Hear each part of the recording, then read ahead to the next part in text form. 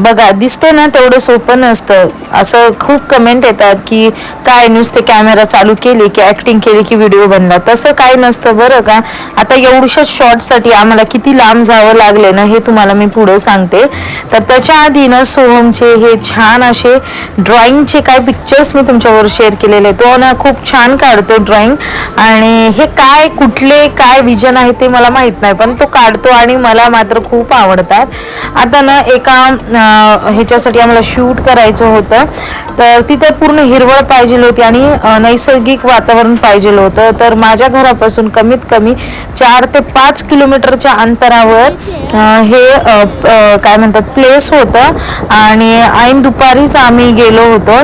तर खूप लांब होतं, ह्या गोष्टी करायला खूप वेळ लागतो, त्याचबरोबर आपले एक्स्ट्रा पैसेही खर्च होतात, पण करायचं तर असतात. आणि आम्हाला ना ही छान अशी प्लेस भेटली सुद्धा, आणि त्याच्यातल्या त्याच्यात सोहमचं सुद्धा करायचं होतं. आता ह्या काय गोष्टी आहेत त्या येणाऱ्या व्हिडिओमध्ये तुम्हाला लवकरच कळणार आहे. बघा आपण इथे कुठल्याही प्रकारचा मेकअप वगैरे नाही, आपलं शॉर्ट बट स्वीट असतं, आणि जे आहे ते मी तुम्हाला जसं आहे तसं नॅचरल दाखवण्याचा प्रयत्न करते. आणि आता ही काय गोष्ट आहे आणि आम्ही कशासाठी ह्या गोष्टी करतोय हे येणाऱ्या व्हिडिओजमध्ये तुम्हाला नक्कीच कळणार आहे. शूट झालं तर नॉर्मलच, कुठला कॅमेरा वगैरे वापरला नाही, फक्त सोहम नाम मोबाईल धरलेला. आणि बघा किती रिटेक करावं लागतात बघा.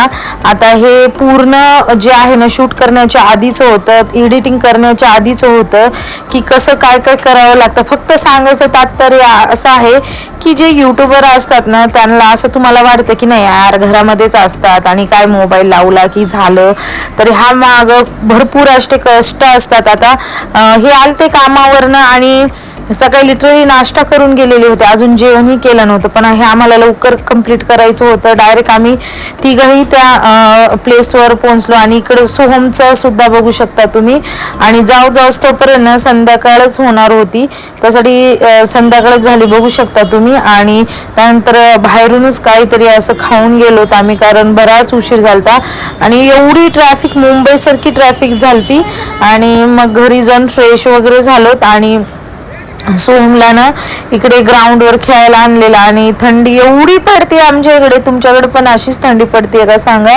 ड्रेस वगैरे चेंज केला आणि परत इकडे निवांत असं येऊन बसलो आणि असा गेला आजचा दिवस. बाय.